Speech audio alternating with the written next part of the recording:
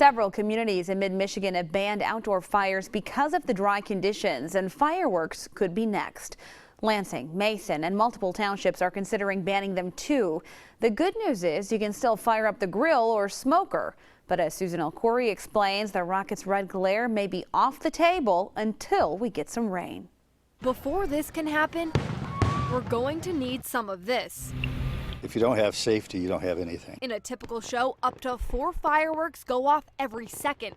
Mix in dry conditions, and that can easily lead to a dangerous situation. There's not a lot of change you can make because fireworks start with fire. They drop debris. Sometimes the debris can be hot, and so you can start small fires, but if you're alert to that, you can control them. Roger Bonney at Night Magic Displays says his crews are going over safety plans to make sure they're ready for this year's shows. That includes wetting fields ahead of time and having an employee who's just assigned to putting out small fires. We have a meeting before the show, and the first thing we talk about is safety. We remind ourselves about the things that you have to do to remain safe. But those steps rarely happen for backyard shows, which has fire departments like Delta Township considering a ban. When that lands, a lot of times that firework is still hot.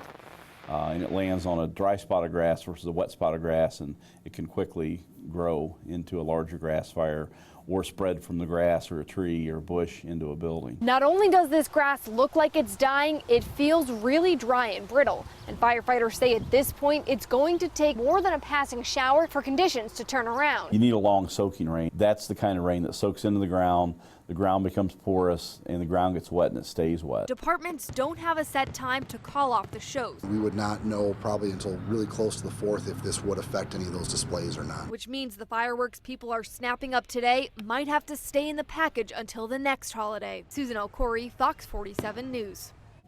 Delta Township's fire chief told us there's less risk with commercial shows compared to people setting off fireworks in their backyard. That's because the professionals have to meet state safety guidelines.